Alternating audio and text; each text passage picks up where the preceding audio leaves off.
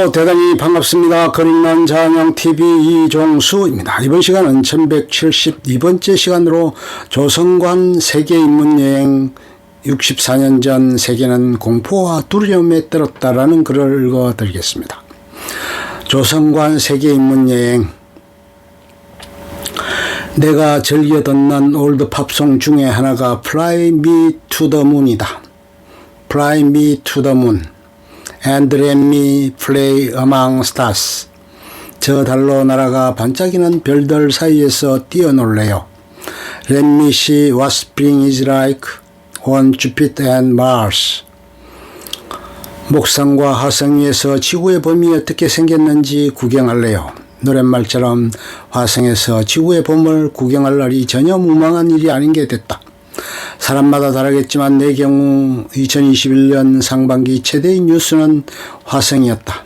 미국 화성 착륙선 퍼서비어런스 호가 화성 표면에 성공적으로 착륙해 지구에 전송한 사진을 우리는 몇 번씩 보고 또 보았다.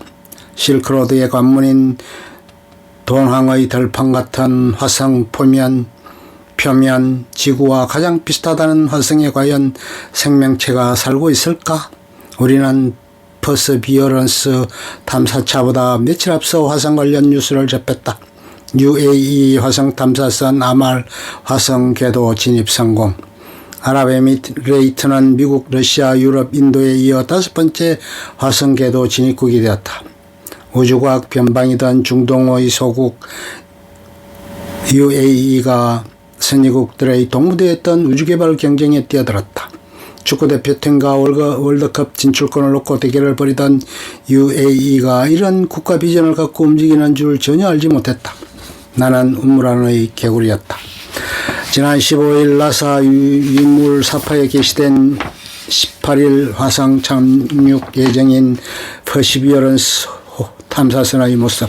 기사에 따르면 지난해 7월 일본 다네가시마 우주센터에서 발사된 아말은 시속 12만 1000km 속도로 7개월간 4억 9350만 km를 날아가 화성궤도에 도착했다. UAE는 화성 탐사를 구상한 지 6년 만에 선진국 기술을 적극적으로 수용해 이런 쾌거를 이뤄냈다. UAE는 2024년 달에 무인 탐사선을 쏘고 2117년까지 화성 거주지를 건설하겠다는 야심찬 계획을 추진 중이다. 아말은 아랍어로 희망이다.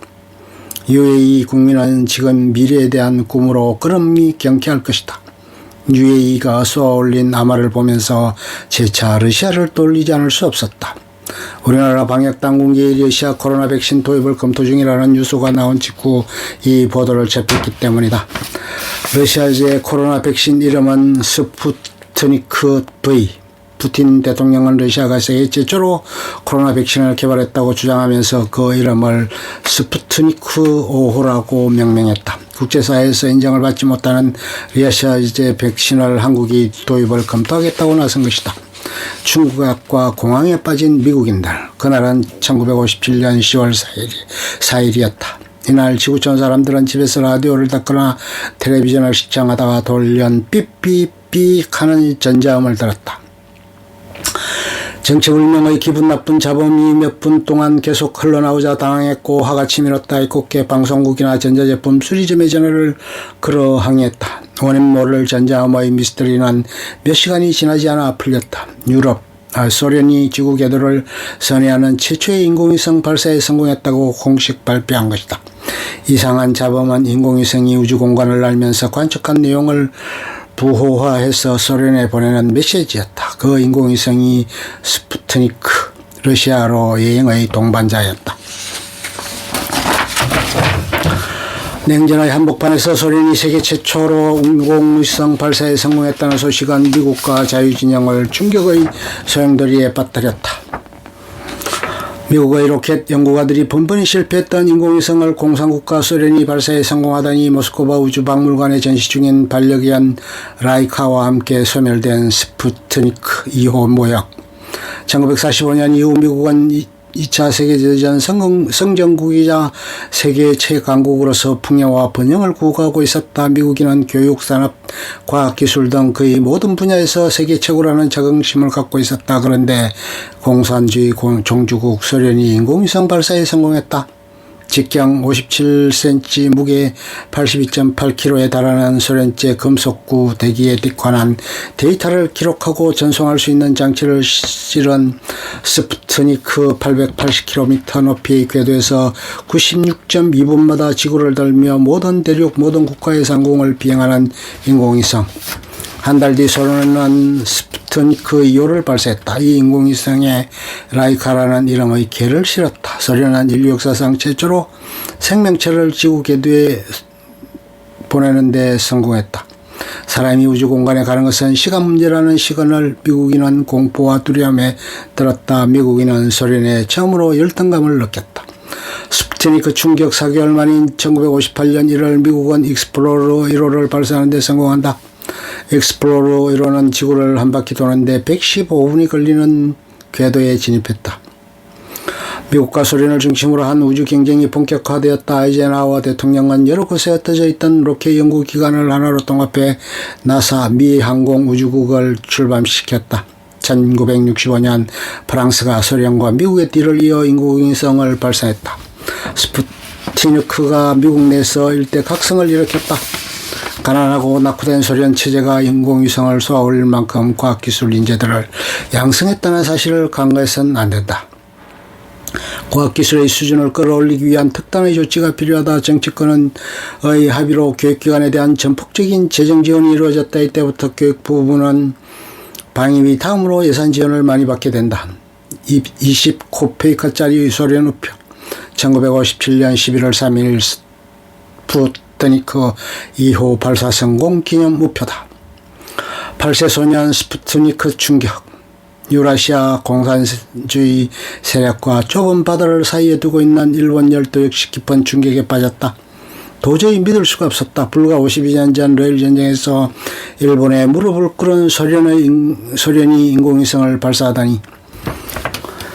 오사카와 고베 사이의 한 신칸에서 국어교사 부모 밑에서 부족함 없이 자라던 8살 소년도 스푸트니크 사건을 TV와 신문을 통해 접했다. 8살이면 많은 것을 기억할 때다. 소년은 반려기관 라이카와 함께 지구 궤도를 선회하다가 소멸된 스푸트니크 2호 이야기가 머릿속에서 맴돌며 끝없는 상상력을 자극했다. 일본도 스푸트니크 충격을 받고 우주개발 경쟁에 뛰어들었다. 13년이 흘렀다. 그가 21살 와세다 대학 인문대 2학년이던 1970년 일본은 세계 4번째로 지구 궤도에 인공위성을 쏘아 올렸다. 대학을 마치고 재즈 카페를 운영하던 남자는 1979년 소설가가 되었다. 무라카미 하루키다. 그가 데뷔 20주년이 되는 1999년 장편소설을 발표했다. 고단샤에서 나온 이 소설의 제목은 스푸트니크의 연인. 하루키는 까마득히 잊고 있던 소련 인공위성 스푸트니크를 소환시켰다. 하루키 팬들은 작가의 상상력에 경탄했다. 1인칭 소설 스푸트니크 연인의 등장인물을 살펴본다. 나 주인공 24세 도쿄에서 대학을 나온 후 초등학교 교사가 된다. 스미레를 사랑한다. 스미레 22세 여성. 나와 같은 대학을 다니다 학교 분위기에 실망해 자퇴한다. 대학 2학년 때부터 귀여운 소설가의 꿈을 이루기 위해 습작 중이다. 뮤 39세 한국 국적의 여성. 아버지의 죽음을 계기로 일본에 와 가업인 무역회사를 운영하다가 남편과 동생에게 맡기고 와인 수업을 한다. 스미레가 사랑하는 대상이다. 여자친구 홍당무의 엄마이자 나와 관계를 갖는 여성.